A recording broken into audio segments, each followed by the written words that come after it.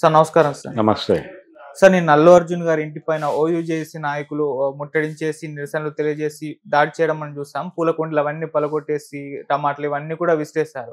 అయితే ఇప్పుడు ఆ ఓయూజేసీ నాయకులను పోలీసులు అదుపులోకి తీసుకున్న తర్వాత వాళ్ళ ఫోటోలు వీడియోస్ అవన్నీ కూడా వైరల్ అయ్యాయి కదా. వాళ్ళ ఫోటోస్ అన్ని కూడా రేవంత్ రెడ్డి గారితో దిగిన ఫోటోస్ ని పక్కన పెట్టి చూసి వీళ్ళంతా కూడా రేవంత్ గారి అనుచరులు, రేవంత్ రెడ్డి గారే ఇదంతా చేయించారు అన్నట్టుగా కూడా ప్రొజెక్ట్ చేస్తున్నారు. చాలా మంది అటువైపుగా కూడా మాట్లాడుతున్నారు. మరి నిజంగా రేవంత్ రెడ్డి గారు ఇటువంటి అటాక్ చేసే అవకాశం కనిపిస్తుందా వీళ్ళని పెట్టి? మీరేం చెప్తారు సార్ దీని గురించి? రేవంత్ రెడ్డి ప్రజా జీవితంలో ఉన్నటువంటి ఒక రాజకీయ నాయకుడు. అవును. ఏ సందర్భంలోనైనా ఇప్పుడు ఓయూజేఏసీ అనేది కూడా పొలిటికల్ ప్రాక్టీస్ లో ఉన్నటువంటి ఒక ఆర్గనైజేషన్. తెలంగాణ ఉద్యమ కాలంలో చాలా యాక్టివ్ రోల్ ప్లే చేసినటువంటి సందర్భాలు ఉన్నాయి. అవును. ఏదో ఒక సమయంలో అన్ని రాజకీయ పక్షాల వాళ్ళతోనూ వాళ్ళు కలిసి ఉండొచ్చు, ఫోటోలు దిగి ఉండొచ్చు, ఆ ఫోటోలు అవైలబుల్ గానే ఉండొచ్చు. దాన్ని తీసుకొచ్చి ఇది రేవంత్ రెడ్డి చేయించాడు అని ఆరోపించడం అనేది కొత్త వివాదానికి తెరదీయటం. ఓకే. ఇప్పుడు ఆల్రెడీ అసెంబ్లీలో మాట్లాడిన దాని మీద మీరు ప్రెస్ మీట్ పెట్టి ఒక గందరగోళం క్రియేట్ చేశారు. ఇప్పుడు ఇలాంటి పని చేయటం ద్వారా ఇంకొక గందరగోళానికి తెరదీస్తున్నారు.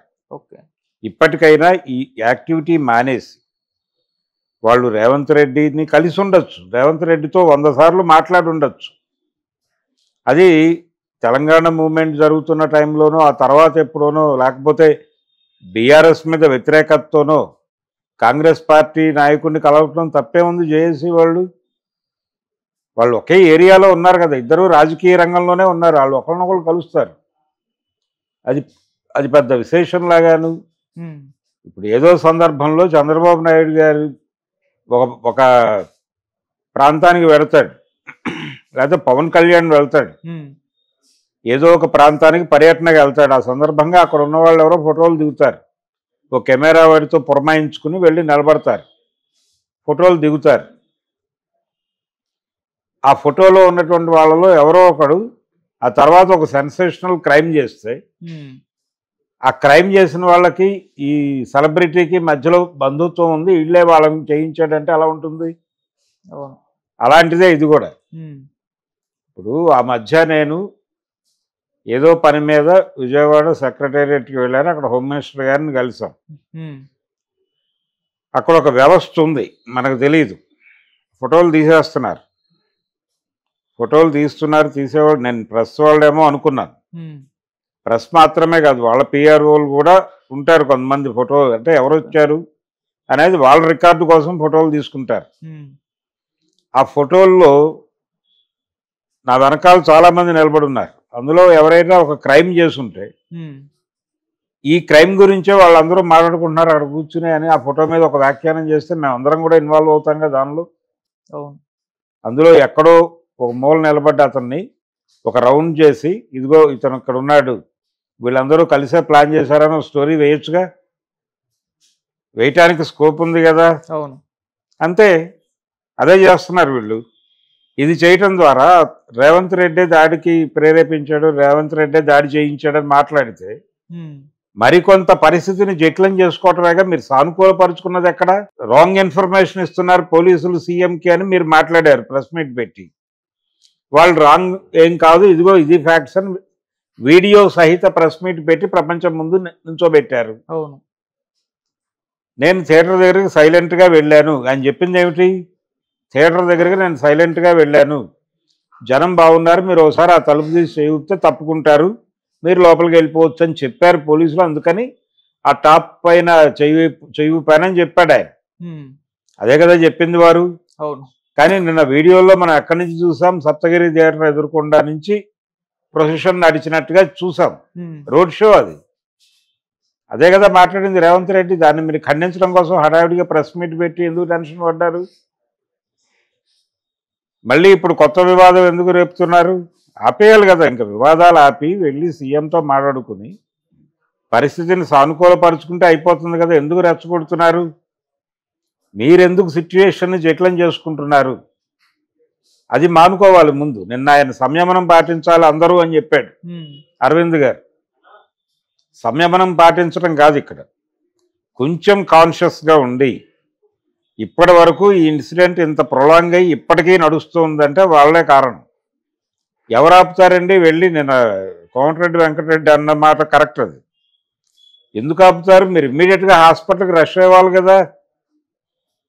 ఇప్పుడు సినిమా వాళ్ళు ఎవరు అక్కడికి వెళ్ళలేదు, మీ ఇంటికి వచ్చి మీకు పరామర్శ చేశారు తప్ప. అంటే జగపతి బాబు వెళ్ళొచ్చాడు, ఆయన పర్సనల్ లెవెల్లో వెళ్ళొచ్చి ఉండొచ్చు, ఆయన పబ్లిసిటీ కూడా కోరుకోవాలా. కానీ ఆయన మీద ప్రెజర్ పెట్టి నన్ను స్టేట్మెంట్ ఇప్పించారు అనుకుందాం. సినిమా వాళ్ళు ఎవరు కాదు, ఒక ఆయన వెళ్ళొచ్చాడని చెప్పుకోవడమా?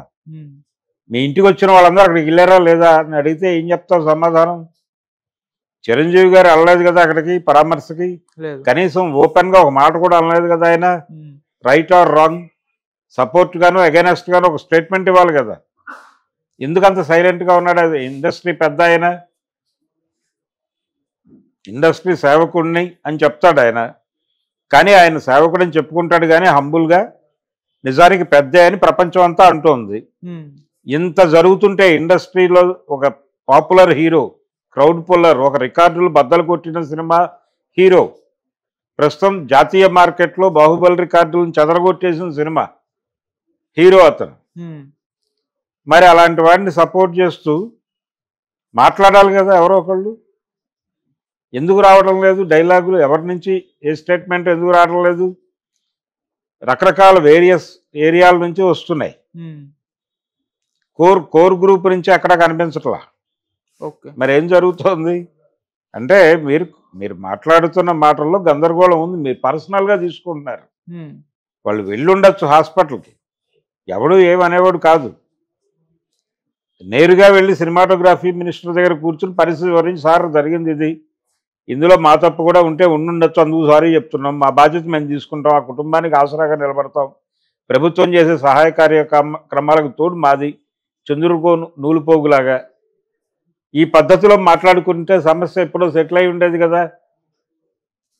వాళ్ళు అనవసరంగా జటిలం చేస్తున్నారని వీళ్ళు అనవసరంగా జటిలం చేస్తున్నారని వాళ్ళు, మధ్యలో ప్రతిపక్షాలు ఈ స్టాండ్ తీసుకోవాలి. ప్రభుత్వానికి వ్యతిరేకంగా అల్లు అర్జున్ని సపోర్ట్ చేస్తున్నట్టుగా వాళ్ళ స్టాండ్ ఉంటుంది అనివార్యంగా. ఉండటంతో ఆయన మరింత హర్ట్ అవుతున్నాడు సీఎం గారు. ఇది కీలకంగా గమనించాలి కదా అరవింద్ అనుకో. మీరు ఎప్పుడైతే దీన్ని ఇష్యూగా మారుస్తున్నారో మీకు అనుకోకుండా ఒక ఐక్య సంఘటన ఏర్పడుతుంది. యాంటీ రేవంత్ ఫ్రంట్ అంతా వచ్చి మీ వెనకాల నిలబడతారు. అది మీకే ప్రమాదం. మీ నాయకత్వంలో జరుగుతోందని ఆయన అనుకునే అవకాశం ఉంది.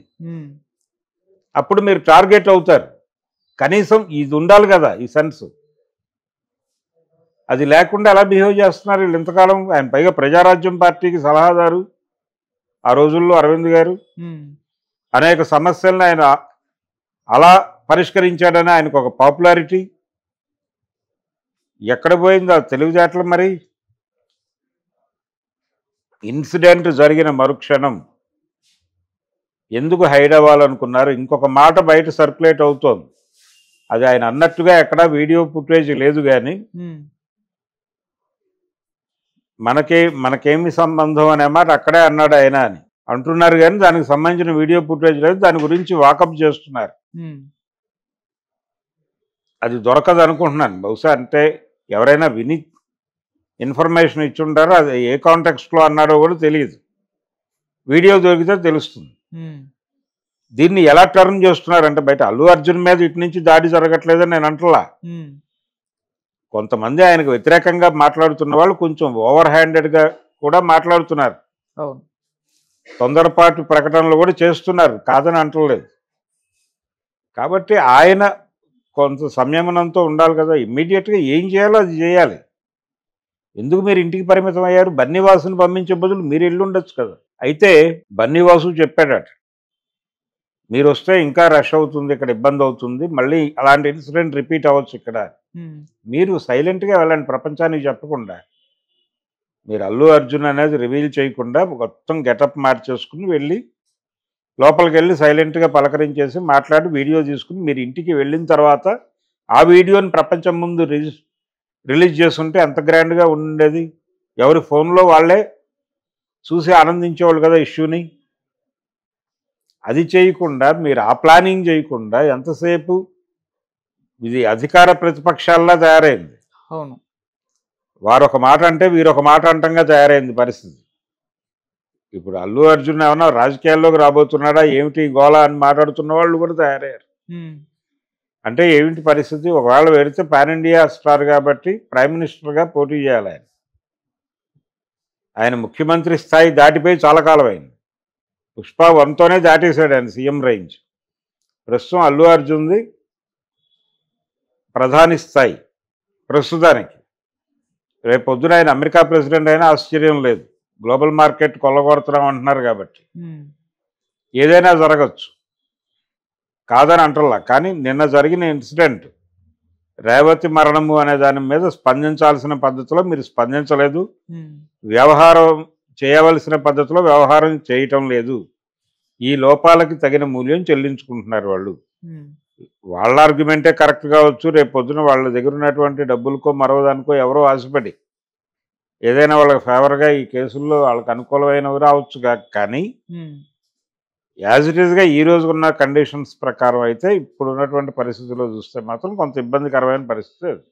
ఓకే. అందుకని ఎవరైనా చేయవలసిన పని మానేసి చెయ్యకూడని పని